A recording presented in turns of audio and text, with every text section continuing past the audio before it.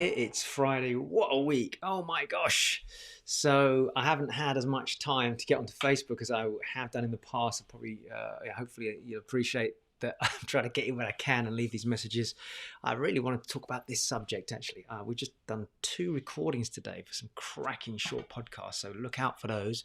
And hopefully you've had a chance to look at the Seekardo.com website /podcast and look at our last podcast, which was with Dr. Wendy Denning. Anyway, that was amazing. So let's talk about the subject of parenting. And I just want to really get your minds on this, because if you're watching this right now and you're a parent, I'm sure you'll agree it's not easy being a parent at any time, but particularly this last year has been very tough for so many parents. Lockdown, trying to do their work, juggle, look after the kids, close proximity without being able to get let out. And sometimes I get people say to me, and I was talking about this today actually with Harminder, who's on the podcast with me. I said, some people are like, oh my gosh, I know you're busy, Dr. O, or I know you're busy. Would you be able to sort of do this, etc.? Are you able to do this? And interestingly enough, the term busy is relative to how you manage your life. So actually, I've chosen to, look after and spend time with my kids more than I might do as an entrepreneur who's just focused purely on the job, the work, the business, and fuck everything else, fuck the family, fuck the kids. And so that allows you more time to spend on your career, your business, whatever it is. Being a parent right now in this environment, 2021, as I'm recording this, with all the stuff that's happening, whilst people are being threatened by job losses or wanting to expand their business or career, whatever it is incredibly tough. So I want to say that it's not an easy process being a parent, but more so if you're a father. This is a special message to fathers. I'm going to ask you the question. If I was to sit with you in 10 to 15 years time, and this is a conversation I've had to have with myself, and partly because I lost my father at a young age. If anyone's lost a parent, you'll understand what this means. When you lose a parent, your paradigm, the way you see the world, completely changes.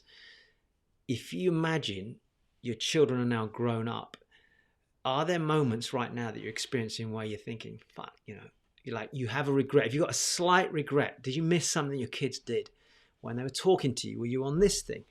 Were you on your phone? And do you find yourself constantly going, yeah, I'll be with you in a minute. I'll be with you in a minute. I'll be with you in a minute. Let me just deal with this. It's business, it's job, it's work. I have to do that. This is important. I found myself occasionally saying that.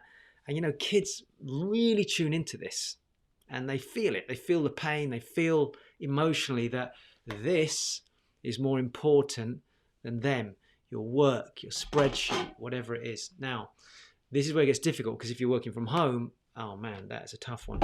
So if you're watching this, and you know what? There are going to be people that come onto this video and go off and go, I don't need to hear this stuff. And yet their kids, without them realizing it, will grow up, and it will create a deep unconscious sense of disconnection in children. I know this because how do I know this? I work with adults who have had issues with their kids, or adults that have had issues when they were children with their parents because their parents weren't present.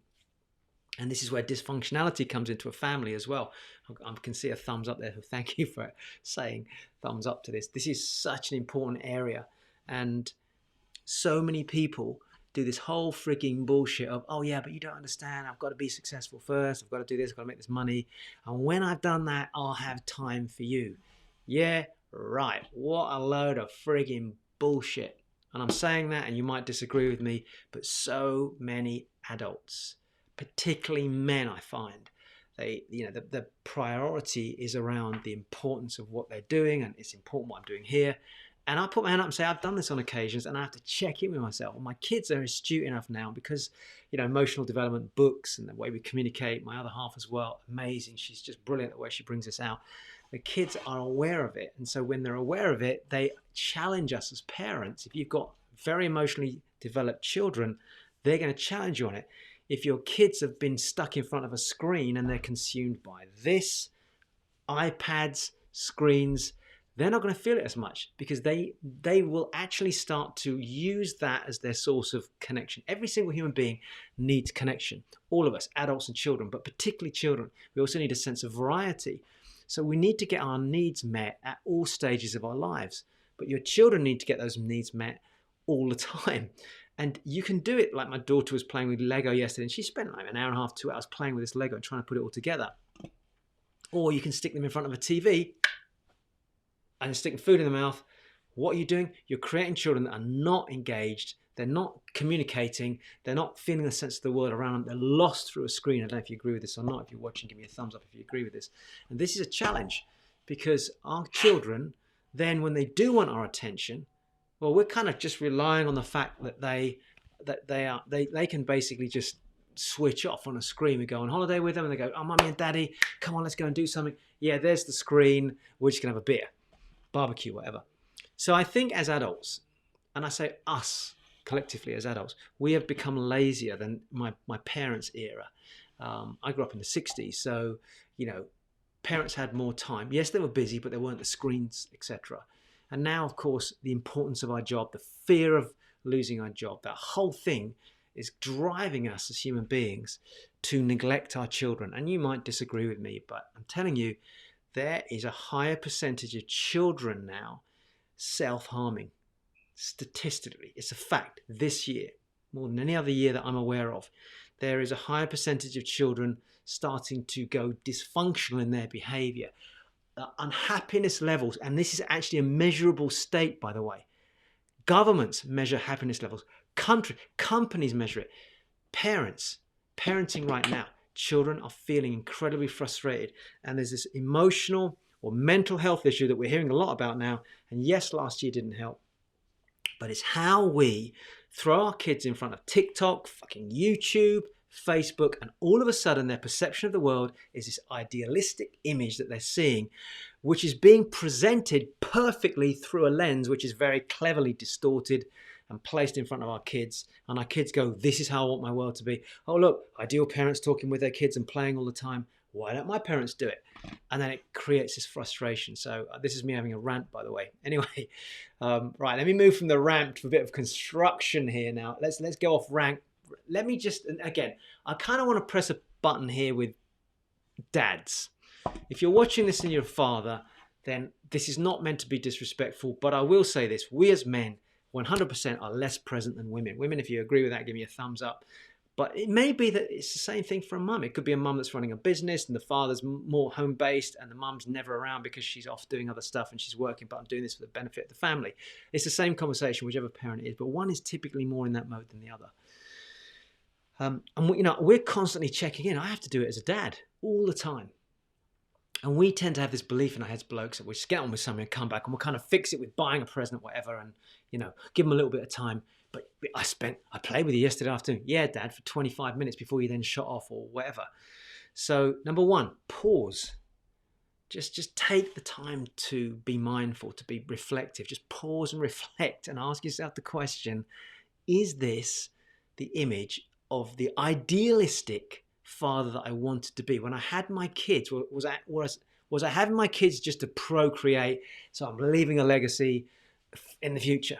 Or was I having my children because I wanted to give my children a chance to have a connection with me and maybe give them the opportunities and to have the experience I didn't have as a child, maybe? But that's a dangerous one as well, because that's also you trying to fix something through your kids that you didn't have. But we won't go there because I've coached a lot of people in that and it ain't healthy. Why did you have your children? And what do you want your children's experience of you to be in the future when they remember you in years to come? Is it a conversation of like, oh yeah, my dad was never around and he occasionally found the time, or my mum was, or do you want them to remember those because children remember experiences. You can buy them stuff, but I'll tell you, stuff is not the same as a memory. Memories live forever. Things break and they move on from those things. So that's really important. Number two, what is important to you right now?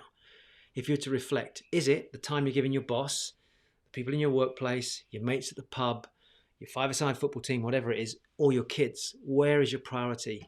And, this is why those of you that know me and watching me or been around me in business, I will literally go, I can't make that. You know why? Because there's something going on with my kids, or I want to spend more time on that day with the family rather than going off and doing this from a business perspective. And yes, I could spend more time doing that, build more revenue, etc. But for me, it doesn't work. So that's what's important to you. And then be strong. Define your values, your core beliefs. Let other people know how you are. This is who I am as a person. Be strong. Just stand by the conviction of this is who I am. This is my values. My family come first. My kids come first. I prioritize them. Maybe you park this and you just put it in a vault or a safe or a box or leave it in the car or whatever. So you don't even have it as a distraction. Because the problem is, of course, if we're constantly on this and our kids see that, and I know this, I'm mindful of this myself, then what happens is we're giving our children permission to do the same thing. And that's frustrating. And then finally, delegate. So what can you delegate? What can you delegate right now that gives your children a chance to have some time with you? You could do it, but you could pass it on to somebody else. If it's critical important and only you can do it, great. But if it's not critically important, you don't have to do it, pass it to someone else. And don't be afraid that you might lose power or you might lose your significance as a human being by doing that. Because some people feel they have to do everything in order to feel important in their job. What's more important? Your kids see, spend time with you, love you, and be able to get that contribution of you and learn the wisdom and the insights from you as a parent, or that your boss went, well done, you did a good job today. Yes, you spent 3 hours at work. Thank you. Boom. Your kids just got 3 hours. Over 50 days, 100 days, that's a lot of hours lost. Anyway, that's all I'm going to say. It's not meant to be a nag. It's hopefully a bit of inspiration there. Thanks for a few of the thumbs up. And have some time with your kids.